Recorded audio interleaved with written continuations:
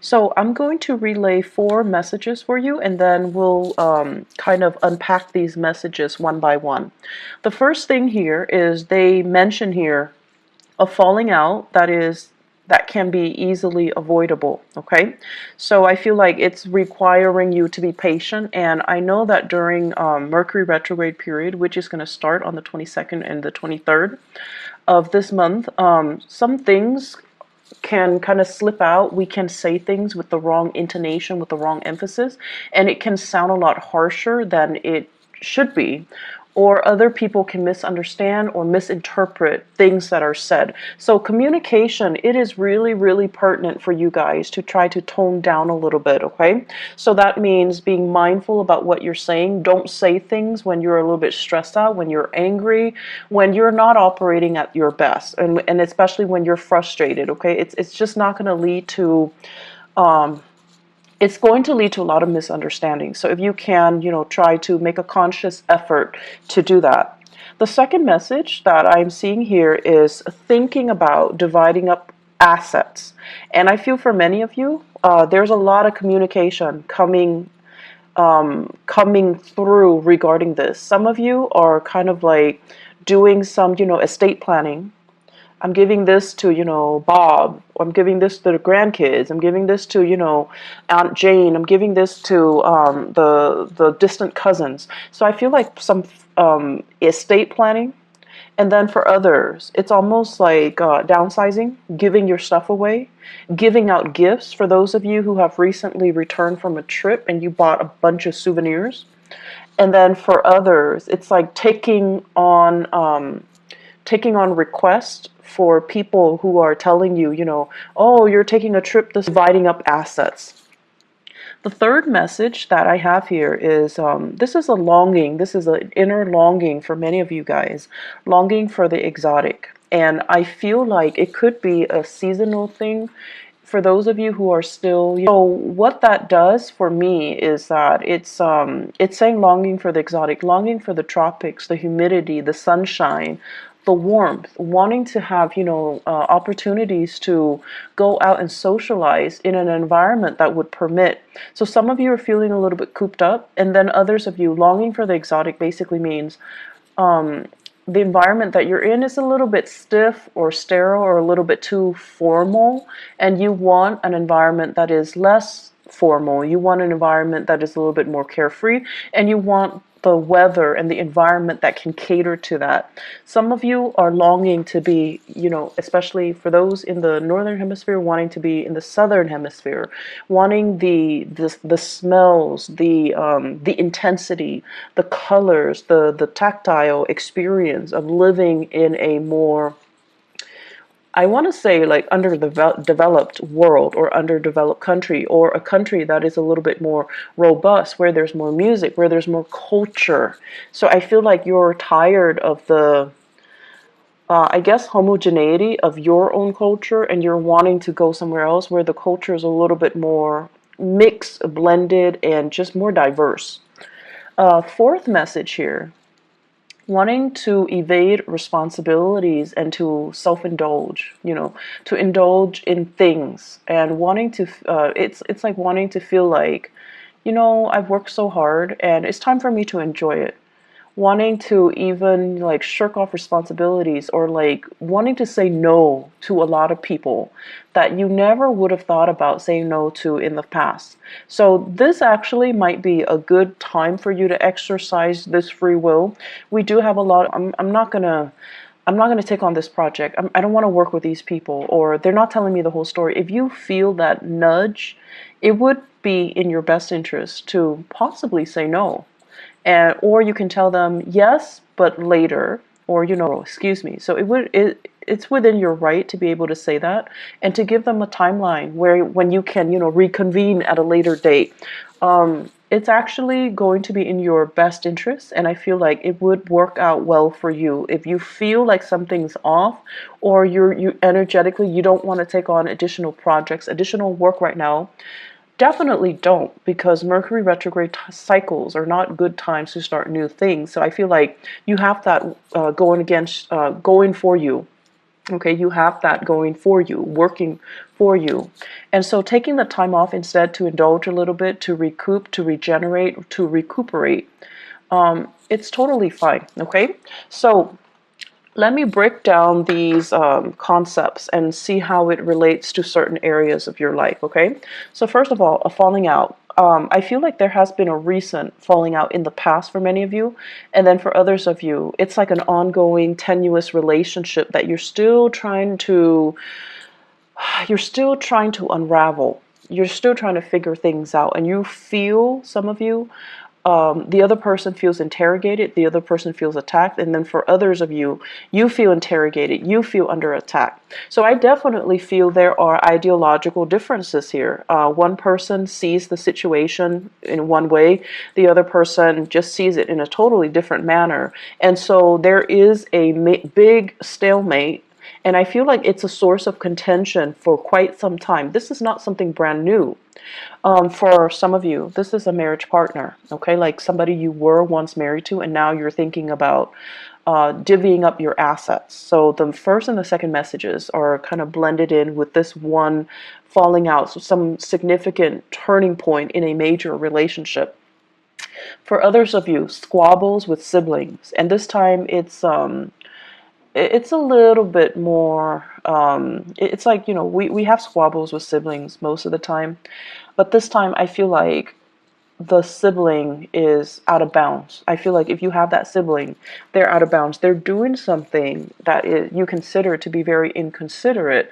At other times, you know, you love them, so you wouldn't really say like, oh, you're being inconsiderate, but I feel like this is the month where that temper might flare up.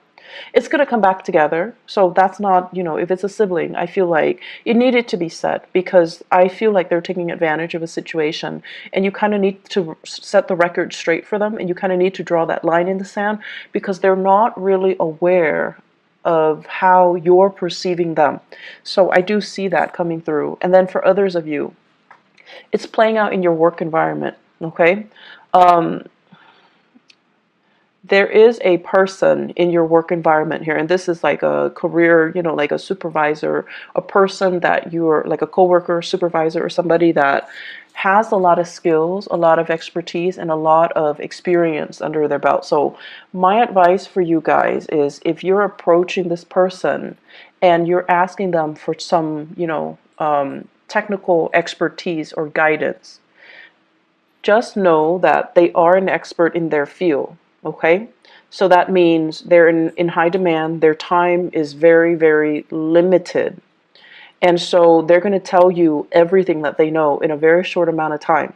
That I see somebody who's talking really, really fast, and you're just like, you're spinning in circles, because you're having a hard time.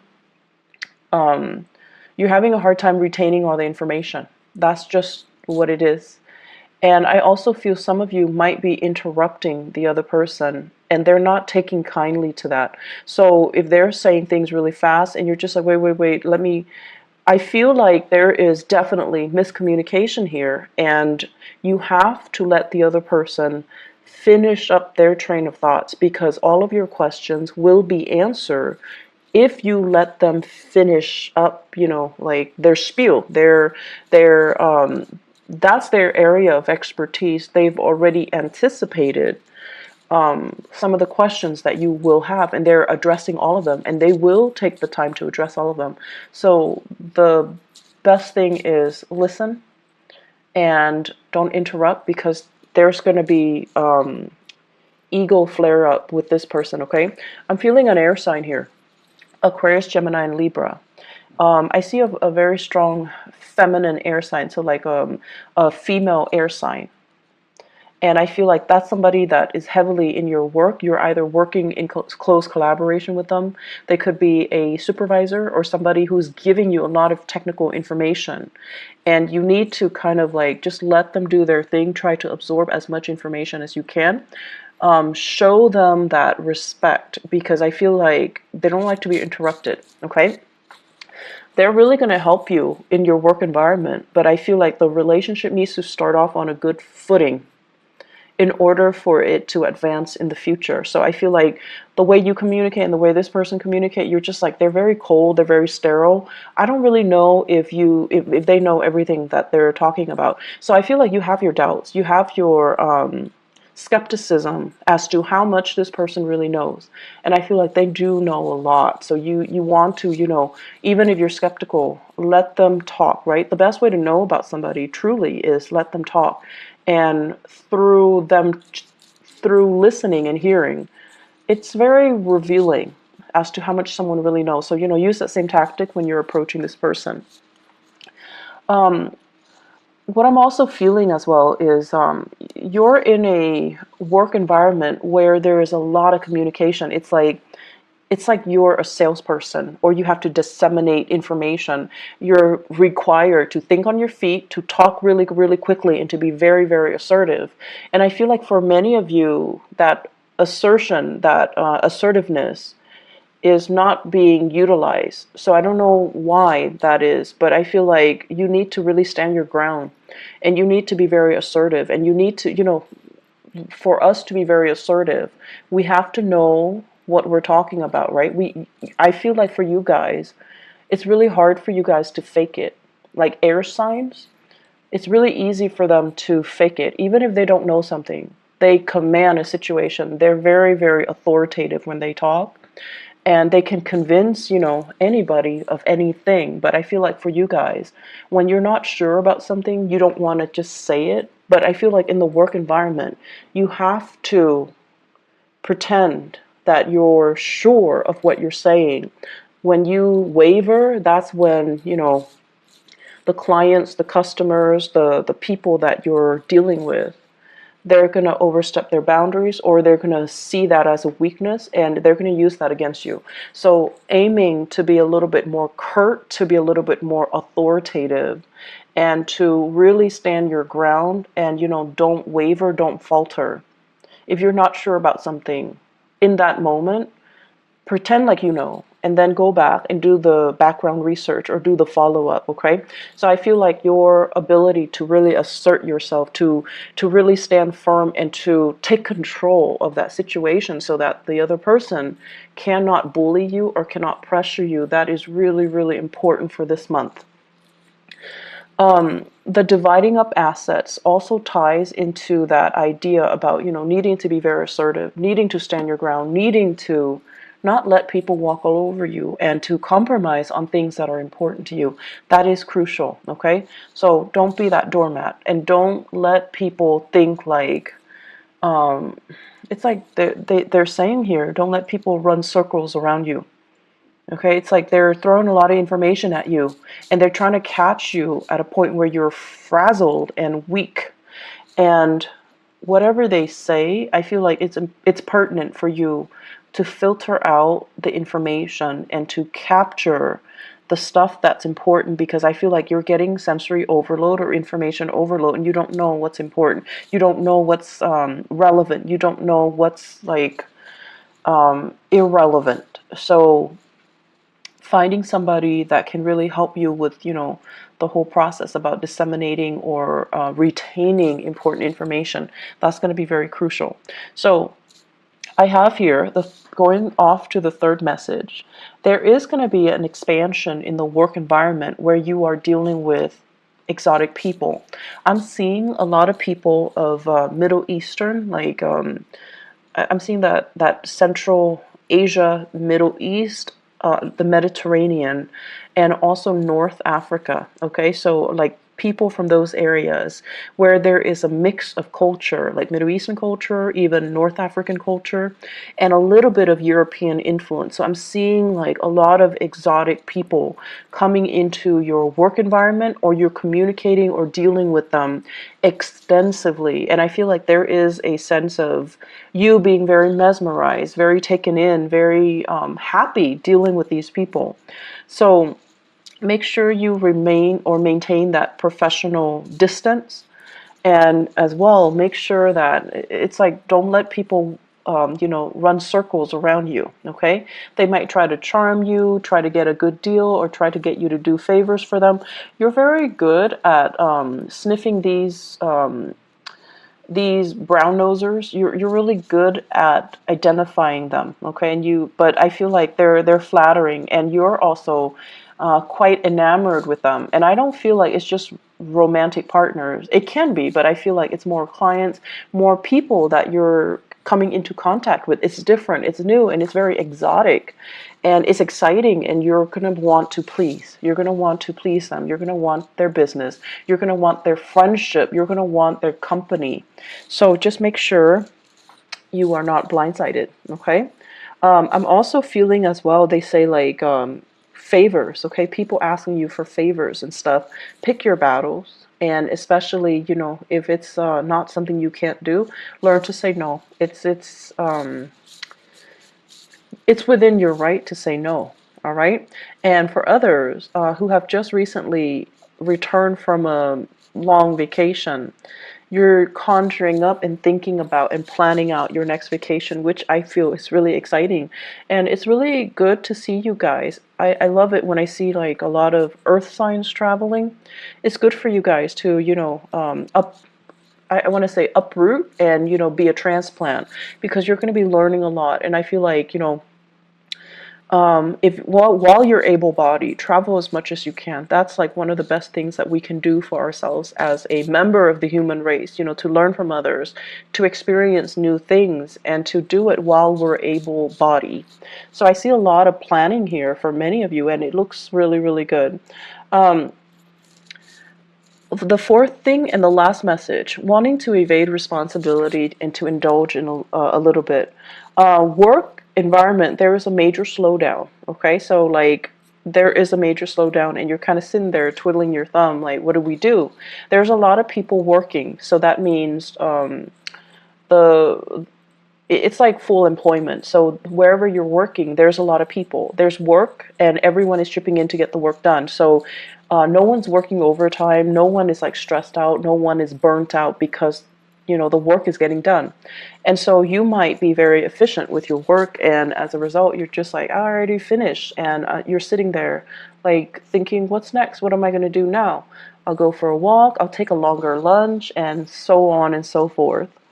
And I feel like if you're in a new work situation, the best thing to do is to figure out, like, you know, don't just take that long lunch. Take the initiative to do something else. Take the initiative to even go to your supervisor and just be like, I'm done with my work. Is there anything else I can help you with? Or is there anything else you need me to do?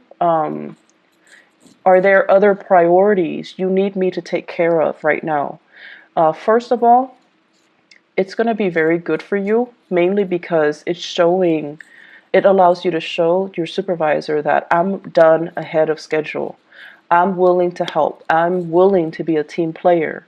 But I also feel on an energetic level, it's allowing you to progress and learn new skills.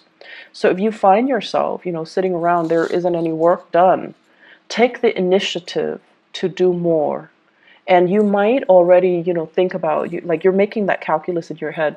Well, if I overachieve, if I excel, then they're going to dump more responsibilities on me. And it's true depending on where you work, but I feel in this environment, it's a fair trade. It's a fair exchange, because you're learning new things, but you're also, the time permits, right? And then I feel like for many of you, you've got good supervisor. You've got somebody that is fair. But I feel like, you know, once again, don't interrupt when they're talking. Like, just let them talk, and just kind of calmly shake your head, go back to your desk, and then try to filter out what they're trying to tell you, okay? So I feel like it's really important here that that you work with the person that's with you, and you kind of like, if there is free time, take on more responsibilities. I feel like it's going to be in your best interest. It's going to go over well with your supervisor or your superiors.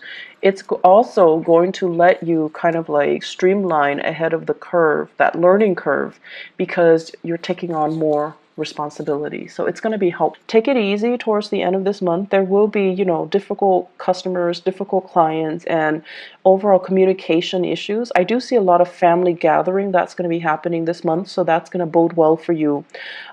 Take time to revisit family, okay? If you're choosing, do I travel to see my friends, or do I travel to see my families?